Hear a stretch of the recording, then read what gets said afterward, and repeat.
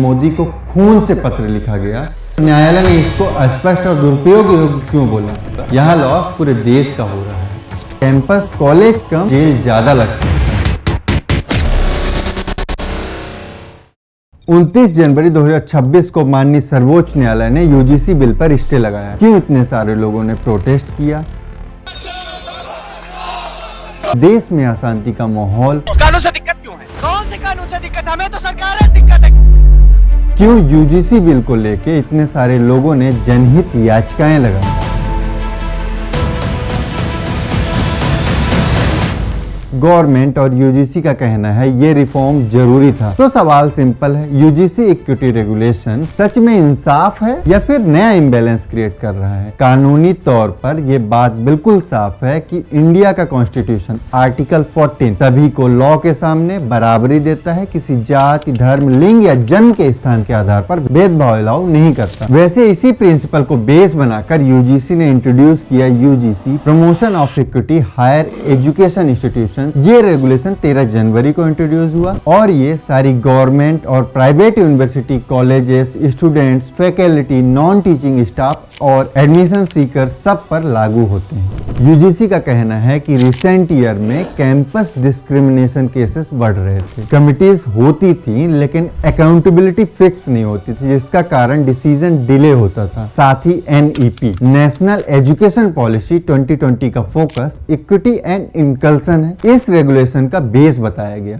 इसलिए यूजीसी अब कहता है head of institution direct responsible होंगे। इक्वल अपॉर्चुनिटी सेंटर मैंडेटरी किया गया है। इंक्वायरी को टाइम बाउंडेड बनाया गया है और अगर क्रिमिनल एंगल हुआ तो पुलिस का भी इन्वॉल्वमेंट होगा। पेपर पर ये स्ट्रॉन्ग रिफॉर्म लगता है ना, लेकिन ग्राउंड पर पिक्चर बिल्कुल डिफरेंट है। यूजीसी हेडक्वार्टर न्यू दिल्ली के बाहर स्टूडेंट्स का प्रदर्शन, लखनऊ में शहर व्यापी छात्र प्रदर्शन, उत्तर प्रदेश के कौशाम्बी से पीएम मोदी को खून से पत्र लिखा गया। अलंकार अग्निहोत्री बरेली सिटी मजिस्ट्रेट ने अपने पद से रिजाइन कर यूजीसी बिल का विरोध किया और देश के सैकड़ों जगह ये प्रोटेस्ट निरंतर चल रहे हैं। स्टूडेंट्स का कहना है हर वक्त नजर रखी जा रही होगी, कैंपस लर्निंग स्पेस की जगह मॉनिटरिंग जोन न बन जाए। इस सिचुएशन में कैंपस कॉलेज कम और जेल ज्यादा लग सकता है। दूसरा कंसर्न सोशल इंटरेक्शन में लिमिटेशंस। कैंपस लाइफ सिर्फ क्लासरूम तक लिमिटेड नहीं होता, इसमें होता है group discussion, classroom debate, friendship, teacher student interaction. यहीं पर स्टूडेंट्स की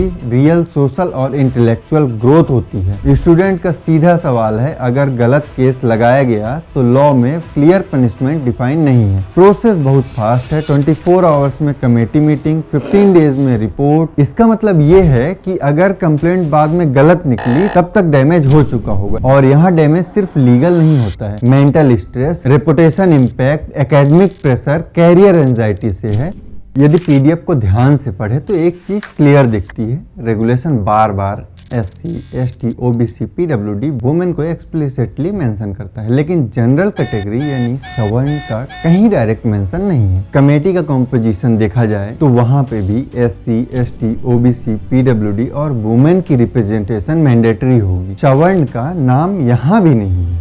आज के कैंपस में ideological politics, narrative battles, department level power games, इन सब में सवर्ण स्टूडेंट या टीचर्स का शोषण भी हो सकता है। और जब किसी ग्रुप का नाम एक्सप्लिसिटली नहीं लिखा गया है, ट्रस्ट गैप नेचुरली क्रिएट होगा। और याद रखिए, बच्चों को बांट कर देश नहीं बनता। इस पूरे मुद्दे को चैलेंज किया गया है पब्लिक इंटरेस्ट लिटिगेशन के रूप में पीआईएल राहुल दीवान और कुछ अन्य पेटिशनर्स द्वारा लगाई गई थी। इस केस का ऑफिशियल रेफरेंस देखा जाए डायरी नंबर 5477 ऑफ 2026 था। इस पीआईएल में सीधा ये आर्गुमेंट रखा गया था कि यूजीसी के नए रेगुलेशंस में कास्ट बेस्ड डिस्क्रिमिनेशन की डेफिनेशन सिर्फ एससी, एसटी और ओबीसी तक लिमिट कर दी गई है। पेटिशनर्स का कहना है कि ये approach article 14 right to equality और आर्टिकल 15 नॉन डिस्क्रिमिनेशन के स्पिरिट के खिलाफ हो सकती है। इस मैटर को सुप्रीम कोर्ट के सामने अर्जेंटली मेंशन किया गया। CJI chief justice of India Shri Suryakant और जस्टिस जो माला बागची ने कहा कि जब तक पूरी सुनवाई नहीं होती 2012 के पुराने यूजीसी रूल्स रेगुलेशंस ही